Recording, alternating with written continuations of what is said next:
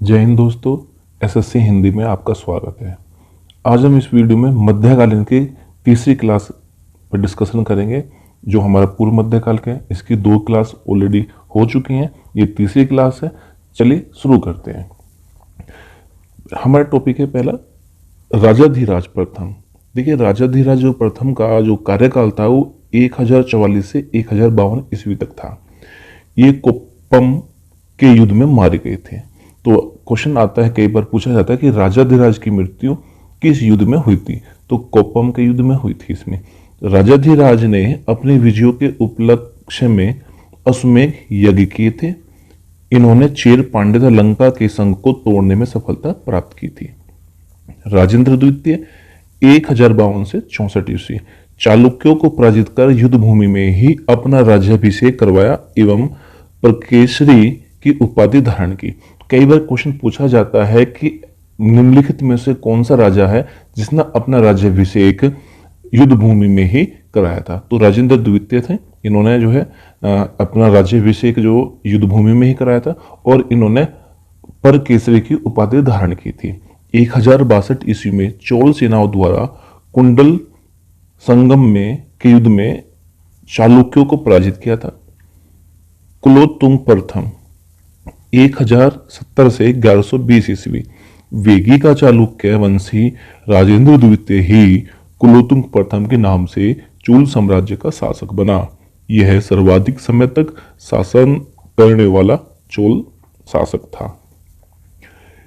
इसने भूमि का 2 बार सर्वेक्षण कराया। सर्वेक्षण का मतलब यहाँ है कि निरीक्षण कराना, उसे नापना, तुलाई देखना, उसका जो है एक तरह से देखना कि भूमि कैसी है, उपजाऊ है या नहीं है, या कितनी है, इस तरह से उसका सर्वेक्षण किया। इसने व्यापार की प्रगति में बाधक चुंगियों तथा तटकरों को समाप्त किया, जिसकी वजह से इसने सुंगम तविर्त चोल करों को हटाने वाला की उपाधि धारण की, क्योंकि इसने क्या कि इन सभी करों को हटा दिया था। वैष्णव सुधारक रामानुज को कुलोत्तुंग प्रथम के कारण ही श्रीरंगम छोड़ना पड़ा था। इसने कौन सी उपाधि धारण की? तो त्रिभुवन चक्रवर्ती, सुंगम तविर्त चोल करों को हटाने वाला और कैटकोंड चोलन, ये उपाधि इसने धारण की थी। इसने 1077 ईस्वी में 72 व्यापारियों का एक व्यापारिक शिष्टमंडल चीन भेजा था। इसमें तमिल व्यापार के लिए चीन से अधिक सुविधाएं प्राप्त करने वाले के लिए भेजा था। इसके शासन काल में मलय प्रायद्वीप के साथ चोलों के सुदृढ़ व्यापारिक एवं सांस्कृतिक संबंध बने रहे थे। विक्रम चोल की अगर हम बात करें तो उसने त्याग समुद्र की उपाधि धारण की थी। तो त्याग समुद्र की उपाधि किसने ली? विक्रम चोल ने की थी। इसने तुरुवा डूतुरु में एक चिकित्सा विद्यालय की स्थापना भी की थी। इसने चिदम्बरम में स्थल नटराज मंदिर का पुनरुद्धार कराया तथा मंदिर आदि को अपर दान दिया। पुनरुद्धार का मतलब कि जो टूट फूटी उसकी मरम्मत करवाई थी। नटराज मंदिर की जो टूट फूटी या मरम्मत या पुनरुद्धार किसने कराया था? विक्रम चोल ने कराया था। और मंदिरों को अपार दान भी दिया था इसने। राजेंद्र द्वितीय चोल वंश का अंतिम शासक था। बाद में पांड्य शासकों ने चोल साम्राज्य को विजित कर लिया, उन्हें जीत लिया था। किसने? पांड्यों ने बाद में किसको? राजेंद्र द्वितीय को जो है हरा दिया और उसको जीत लिया और अपने अधीन कर लिया। अब आता है चोल प्रशासन। चोल वंश के शासक अपने शासनकाल में ही उत्तराधिकारी घोषित कर देते हैं। यानी कि चोल वंश के शासक अपने शासनकाल में उत्तराधिकारी घोषित कर देते हैं। जैसे जैसे शासनकाल, एक राजा है उसका शासनकाल चल रहा है और उसने बता दिया कि भाई जो है मेरे बाद जो है ये वाला पुत्र जो है राजगद्दी पर बैठेगा। तो अपना कुछ समय के बाद अपना जो है शासन भी छोड़ दिया। अब उसका पुत्र, फिर उसका पुत्र, इस तरह से चलता रहा। इनके शासन का स्वरूप राजतंत्रात्मक था। राजा को मंत्री परिषद द्वारा सहायता प्रदान की जाती थी। पिरुंदनम और शेरुदनम महत्वपूर्ण अधिकारी थे। अब साम्राज्य में निम्न प्रकार से विभाजन था। यानी कि कैसे 4 प्रकारों में इसमें विभाजन किया था। पहले मंडलम यानी कि प्रांत, राजकुमार प्रभारी होता था। वलनाडु, पेरिंतार नाडु यानी कि जिला नतार में 100 ग्राम 30 अनुभाग होते थे, जिसमें सदस्यों का चयन लॉटरी व्यवस्था से होता था। इसके बाद आता है कि स्थानीय स्वशासन चोल साम्राज्य की महत्वपूर्ण विशेषता थी। उत्तर मेरूर अभिलेख से ग्राम प्रशासन की विस्तृत जानकारी प्राप्त होती है। उर्नट्टम शहर का आवासीय भाग होता था। यानी कि उर्नट्टम शहर का आवासीय भाग होता था। ठीक है। इसके बाद उर उर को यानी कि इसका अगर भाग में बांटते हैं स्थानीय शासन को, हमने देखा गया कि जो यहाँ के साम्राज्य इसको भाग में बांटा गया, तो 3 भाग में अगर बांटे तो उर नट्टम और उर, इसे अग्रहार भी कहा जाता है, और नगरम, यानी कि उर को नट्टम शहर का, ये आवासीय शहर का आवासीय से भाग होता था, ये जिसमें लोग बाग रहते थे। उर सामान्यतः ग्राम सभा को कहा जाता था, और ब्राह्मण ग्राम जिसमें अग्रहार करमुक्त स्वायत्त ग्राम कहा जाता था। नगरम यह व्यापारिक समुदाय की प्रशासनिक सभा थी। नेक्स्ट है, चोल साम्राज्य के राजस्व का मुख्य स्रोत भू राजस्व था, जो उपज का 1/6 भाग था। यानी कि चोल साम्राज्य के जो राजस्व का था स्रोत, यानी राजस्व की जो कमाई होती थी वो भू राजस्व से यानी कि कर के रूप में होती थी, जो लोग देते थे कितना, 1/6वां भाग देते थे। शादी जैसे औपचारिक अवसरों पर भी शुल्क लगाया जाता था, यानी कि शादी हो जाती थी, किसी का शादी विवाह होता था, उन पर क्या क्या ऐसे अवसरों पर भी शुल्क शुल्क देना पड़ता था, कुछ एक टैक्स। राजस्व विभाग का प्रमुख अधिकारी वरिपतोराक कहलाते थे। राजस्व विभाग रजिस्ट्रार वरिपतोदुकक कहलाता था। विभिन्न प्रकार के भूमि अधिकार थे। करनाई कारनमई यानी कि जोत का अधिकार, इसे 2 भागों में विभाजित किया जा गया है। पहला है कुंडिनिक्की और दूसरा कुंडिनिंगा। ऐसे लोग जो पहले से ही गांवों में रह रहे थे, इनके भूमि अधिकारों को समाप्त कर दिया गया था या उनको कम कर दिया गया था, तो उनको क्या होता, कुड़ी निक्की बोला जाता है। कुड़ी निंगा में ऐसे लोग जिनके भूमि अधिकार को कम नहीं किया गया था, उसे कुड़ी निंगम कहा। मिताची उच्च अधिकार युक्त होता है। चोलकालीन साम्राज्य की अर्थव्यवस्था की अगर हम बात करें तो जाति आधारित समाज की बात, पेरियार यानी कि छूत, वेलाल कृषक और समूह थे। सुप्रा जाति द्वंद्ववाद का अनुभव करते थे। इंडागाई बायां हाथ जाति समूह, मुख्य रूप से कारीगर और व्यापारिक समूह थे। वलगाई दायां हाथ समूह, मुख्य रूप से कृषक समूह थे। कुछ अभिलेखों से पता चलता है कि महिलाओं भी गांवों की प्रमुख बन सकती थी। शासकों द्वारा ब्राह्मणों और मंदिर को बड़ी मात्रा में दान देने की परंपरा थी। कृषि अर्थव्यवस्था में विस्तार, सुगम सिंचाई के लिए अग्रहट्टा फारसी पहिया का उपयोग होता है। विभिन्न शिल्प केंद्रों का उद्भव, जैसे कांचीपुरम बुनाई उद्योग का केंद्र, कुद्रेमुख सुपारी उत्पादन केंद्र था। व्यापारिक जातियों का उद्भव था। गढ़वाल दक्षिण की ओर गए, उत्तर व्यापारी, गौड़ गौंडा मूल रूप से कृषक। शैव और वैष्णव मत का प्रसार, चोलों का जावा, सुमात्रा, अरब और चीन के साथ व्यापारिक संबंध थे। वीरपतन व्यापारियों की बस्तियां होती थी।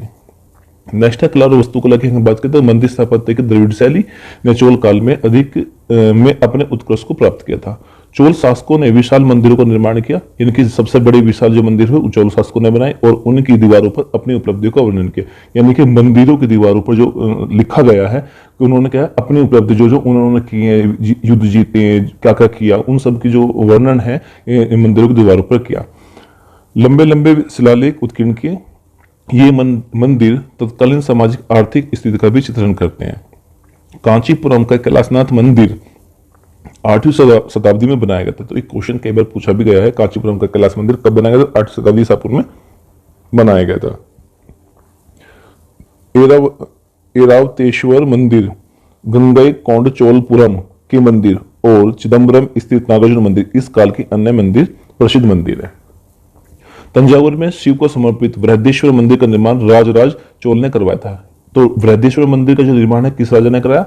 चोल राजा था एक राजराज जिसने कराया था, और कहा तंजावुर में।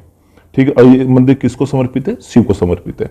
चोल काल अपने कांसे की मूर्ति के लिए भी उल्लेखनीय है। तो अगर ये पूछा जाए कि चोल काल में किस तरह की मूर्ति थी या किस धातु की मूर्ति पाई गई, तो कांसे की।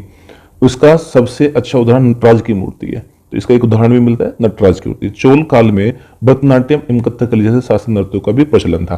तो ये भी एक क्वेश्चन बन जाता है कि चोल काल में किस तरह के शास्त्रीय नृत्यों का या किस तरह के नृत्य का था? शास्त्रीय नृत्य का। और शास्त्रीय नृत्य में कौन से? भरतनाट्यम और कथकली, ये जो है विद्यमान थे। अगर मंदिर शासक और स्थान की हम बात करते हैं, मंदिर शासक और स्थान, मंदिर में चोलेश्वर मंदिर किसने बनवाया था? तो इसका शासक था विजयालय ने, स्थान था नर्तरमल। एरावतेश्वर मंदिर का राजराज द्वितीय ने कराया और तंजौर में स्थान कहाँ था? तंजौर में बनवाया। भुवनेश्वर मंदिर कुलोत्तुंग तृतीय ने बनवाया, कहाँ? त्रिभुवन तंजौर में बनवाया। कोरंगनाथ प्रांतक प्रथम ने जो है शासक था, और स्थान था श्रीनिवास नल्लूर। इस जगह इन्होंने इस मंदिर का निर्माण करवाया। चलिए नेक्स्ट देखते हैं कि चोल मंदिर की विशेषता क्या थी। ये वर्गाकार थी, ऊंची थी, ऊंची विमान थे, मंडप था, गोरपुरम थी, कालापूर्ण स्तंभों को युक्त आदि थी। ये नरतले के चोलेश्वर मंदिर में मंदिर के बाहरी दीवारों को सुंदर भित्ति चित्रों से सजाया जाता है। नरतले की चोलेश्वर मंदिर के में मंदिरों की बाहरी दीवारों को, जो बाहर के मंदिर बनता था कोई, जैसे ये मंदिर है तो इसमें इसको क्या होता, चारों तरफ से घेर दिया जाता था। तो इसकी दीवारों को, जो चारों तरफ की दीवारें होती थी, क्या कहते, सुंदर आकृति बनाई जाती थी, ठीक है, और उसे सजाते थे। चोल काल में बनी नटराज यानी कि शिव की कांस्य मूर्ति अत्यधिक प्रसिद्ध है। चोल मंदिर के विषय में फर्ग्यूसन ने कहा कि चोल कलाकारों के दानों की भांति इनका निर्माण किया तथा जोहरियों के रूप में इनका विन्यास किया। विन्यास करना, बनाना। चोल काल में मंदिरों में ईंटों के स्थान पर पत्थरों का प्रयोग पहली बार किया गया, यानी कि ईंट की जगह पे क्या आ गए, यहाँ पर पत्थर आ गए किया, जिसमें मामल्लपुरम एवं कांचीपुरम मंदिरों को में देखा जा सकता है। नेक्स्ट है कन्नड़ साहित्य। तो 10वीं शताब्दी में कन्नड़ साहित्य में तीर्थन, पंप, कौन वे रन थे। पौन ने शांति प्राण, रन ने अजित प्राण एवं पम ने आदि पुराण, पंप भारत, विक्रमार्जुन विजय की रचना की। ये सब रचनाएं हैं। दुर्गा सिंह ने पंचतंत्र को कन्नड़ चंपू शैली में लिया। 11वीं शताब्दी में नागवर्माचार्य ने चंद्रचूड़ामणि शतक की रचना की थी। तेलुगु साहित्य की बात करें तो तेलुगु साहित्य में तीर्थन, नैन्या, टिक्कन व येरापरगढ़ को कहा जाता था। येरापरगढ़ में वन पर्व का रूपांतरण किया था। नैन्या को त्रक्षापाक की उपमा दी गई थी। टिक्कन ने महाभारत के तेलुगु में रूपांतरण किया था। श्रीनिवास अयंगर ने नैन्या एवं टिक्कन की तुलना चौसर एवं शेक्सपियर से की थी।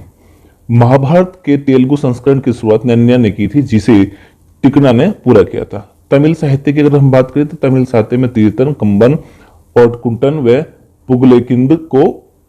पुगलेनिद को कहा जाता था। कंबन ने तमिल यानी कि कंबन ऋषि हुए हैं, इन्होंने क्या किया, एक तमिल भाषा में रामायण को लिया है, तमिल रामायण, तथा ओटकुटन ने रामायण के उत्तरकांड की रचना की। तमिल रामायण तमिल साहित्य का महाकाव्य कहलाती है। पुगलेनिद ने नलदमयंती कथा को नल वेणुबा के नाम से अनुवादित किया। चोल काल तमिल साहित्य का स्वर्ण काल था। थिरुथक्कादेवर एवं कुंडलकेसी द्वारा 10वीं शताब्दी में शिवा का चिंतामणि की रचना की। नेक्स्ट की अगर हम बात करते हैं आगे, तो देखिए जय कोंदर की रचना जो है कलिंग टट्टुपुराणी में कुलोत्तुंग फर्स्ट द्वारा लड़े गए कलिंग युद्ध का वर्णन करती है। ठीक है, नेक्स्ट है ओटा कुथर द्वारा लिखित मोरूला, यानी कि ओटा कुथर द्वारा लिखित मोरूला में 3 चोल राजाओं का जीवन का परिचय दिया गया है। आगे अगर हम बात की जाए तो कल्डनार द्वारा रचित तमिल व्याकरण कल्लादम, कवि अमृत सागर द्वारा रचित यप्पेरुंगलार, पावन नंदी द्वारा रचित नन्नुल और बुद्धमित्र द्वारा रचित विरासोलियम आदि रचना चोल काल में हुई। भारत पर अरबों का आक्रमण की अगर बात की तो अरबों ने भारत आक्रमण के विषय में जानकारी जो है किताब फुतुल अल बलदान बिलादूरी द्वारा लिखित है ये, एवं चचनामा में मिलती है। यानी कि अगर हम बात करें कि भाई भारत पर जो अरबों का आक्रमण हुआ उसका वर्णन किन पुस्तकों में मिलता है, तो किताब फुतुल अल बलदान में जो बिलादूरी द्वारा लिखी गई है और चचनामा में मिलती है। अरब पहले मुसलमान आक्रमणकारी थे जिन्होंने भारत पर आक्रमण किया। इन्होंने मकरान के समतली मार्ग में सिंध में प्रवेश किया। मोहम्मद बिन कासिम ने 1712 ईस्वी में सिंध पर आक्रमण किया था। सबसे पहले उसने थट्टा के पास स्थित देवल बंदरगाह को अपने अधीन करने का प्रयास किया। जिसे रावर का युद्ध कहा गया था कि रावर के युद्ध में ऐसा हुआ था। अरबों ने भारतीय जनजीवन को काफी प्रभावित किया और स्वयं भी प्रभावित हुए। जैसे अरबों ने चिकित्सा, दर्शन शास्त्र, नक्षत्र विज्ञान, गणित और शासन प्रबंध की भारतीयों से शिक्षा ली। अरब विद्वान भारत ने बगदाद अपने साथ ब्रह्मा सिद्धांत एवं खंड खाद्य पुस्तक लेकर गए। हिंदू शब्द का प्रयोग सबसे पहले अरबों ने किया था। अरबों ने सिंध में ऊंट पालन तथा खजूर की खेती का प्रारंभ किया था।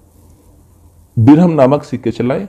पंचतंत्र का अनुवाद अरबी भाषा में कलील वादिमना के नाम से अल-बरूनी ने किया। मोहम्मद बिन कासिम ने सिंधवासियों पर जजिया कर नमक कर की पहली बार लगाया। तुर्क आक्रमण। तुर्की आक्रमण भारतीय इतिहास में एक महत्वपूर्ण घटना मानी जाती है। नेक्स्ट है कि इन आक्रमणों में सामाजिक, राजनीतिक, आर्थिक, धार्मिक एवं सांस्कृतिक रूप से व्यापक प्रभाव डाला। देखिए, इसमें अभी थोड़ी देर पहले हमने एक रूप पढ़ा था कि जजिया कर, जजिया नामक कर। तो देखिए, जजिया कर क्या है कि भारत में जो जजिया कर लगाया था वो मोहम्मद बिन कासिम ने के आक्रमण के बाद देखने को मिला, लेकिन उसने भारत में लगाया उनके लिए जो गैर मुस्लिम लोग थे, उन पे लगाया था धार्मिक रूप से कि अगर मुस्लिमों को यह नहीं किया जाती थी, लेकिन अगर गैर मुस्लिम यहाँ रहेंगे और वो अपने धर्म को पालन करेंगे, उन्हें एक तरह का टैक्स देना पड़ेगा, तो उसका नाम दिया जजिया कर। ठीक है, तो मोहम्मद पैगंबर के बाद इस्लाम के खलीफा क्रम से अबू बकर, उमर, उस्मान तथा अली थे। खलीफा शब्द को कुरान में प्रतिनिधि के रूप में प्रयुक्त किया गया है। इसे पृथ्वी पर खुदा का प्रतिनिधि माना गया है। खलीफाओं ने प्रारंभिक राजधानी मदीना थी, यानी जो खलीफाओं की जो प्रारंभिक राजधानी थी मदीना थी। बाद में राजधानी बगदाद बनाई गई। यामिनी वंश का संस्थापक अल्पतगीन था। इसने गजनी को अपनी राजधानी बनाया। अल्पतगीन का पुत्र सुबुक्तगीन प्रथम तुर्की शासक था जिसने भारत पर आक्रमण किया। इसने हिंदू शाही शासक जयपाल के राज्य पर आक्रमण किया तथा उसे पराजित किया। सुबुक्तगीन की विजयों से उत्साहित होकर महमूद गजनवी ने 1109 ईस्वी से 1027 ईस्वी तक भारत पर 17 बार आक्रमण किया। इन आक्रमणों का उल्लेख हेनरी लिएट में किया गया है। इन आक्रमणों का उल्लेख हेनरी लिएट ने किया था। महमूद के आक्रमण करने का उद्देश्य भारत में इस्लाम धर्म का प्रचार प्रसार नहीं बल्कि धन लूटना था। महमूद के आक्रमण के समय सिंध का शासक जयपाल था एवं कश्मीर में शासिका रानी दिद्दा थी और कन्नौज में प्रतिहार वंश का शासक राज्यपाल था। महमूद के कुछ महत्वपूर्ण अभियान, तो पहले इसने अभियान चलाया मुल्तान में जो 1004 से 5 ईस्वी तक, फिर नगरकोट 1012 से 13, मथुरा और कन्नौज 1016 से 18, गुजरात 1025 और जाटों के विरुद्ध जो इन्हें चलाया था युद्ध किए थे, सारे युद्ध थे 1027 ईस्वी। जब महमूद ने सोमनाथ मंदिर, यानी कहाँ है सोमनाथ मंदिर, गुजरात में है, गुजरात 1025 ईस्वी पर आक्रमण किया, उस समय वहां का शासक भीम प्रथम था। तो ये क्वेश्चन पूछा जाता है कि सोमनाथ मंदिर को लूटने के समय वहां का शासक कौन था, भीम प्रथम था। यह भीम प्रथम के समय सोमनाथ मंदिर को किसने लूटा, तो महमूद ने लूटा, महमूद गजनवी ने। ठीक है, महमूद के दरबार में अल-बरूनी, फिरदौसी, उतबी जैसे विद्वान निवास करते थे। अब गौरी वंश की अगर बात करें तो गौरी वंश का उदय 12वीं शताब्दी में हुआ था। मोहम्मद गौरी का प्रथम आक्रमण 1175 ईस्वी में मुल्तान पर हुआ। 1178 ईस्वी में गौरी ने गुजरात पर आक्रमण किया। इस समय यहाँ का शासक मुर्राज द्वितीय था जिसने गौरी को पराजित कर दिया था। 1191 ईस्वी में तराइन का प्रथम युद्ध हुआ जिसमें पृथ्वीराज चौहान ने गौरी को परास्त कर दिया, किंतु गौरी ने तराइन की तृतीय युद्ध 1192 में पृथ्वीराज चौहान को पराजित कर दिया था। तराइन के द्वितीय युद्ध के बाद भारत में तुर्की राज्य की स्थापना हुई और 1193 ईस्वी में दिल्ली भारत में गौरी की राजनीतिक गतिविधियों का केंद्र बन गई। मोहम्मद गौरी ने कन्नौज के शासक जयचंद्र पर 1194 ईस्वी में चंदावर का युद्ध जो हुआ था उसमें आक्रमण कर उसे पराजित कर दिया, किसने? जयचंद्र को।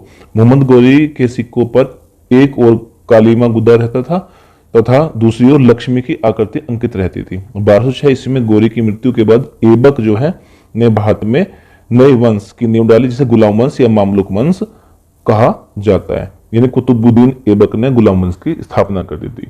आशा करता हूं आपको ये वीडियो पसंद आई होगी। लाइक करें, शेयर करें, सब्सक्राइब। मिलते हैं कि नई वीडियो के साथ में, तब तक के लिए जय हिंद जय भारत। नया जो हमारा टॉपिक होगा वो शायद हो सकता है कि गुलाम वंश पे हम चर्चा करें, हो सकता है और देखेंगे कोई इसके साथ रिलेटेड दूसरा पार्ट में क्या होगा उस पर हम चर्चा करेंगे। चलिए मिलते हैं, तब तक के लिए जय हिंद जय भारत।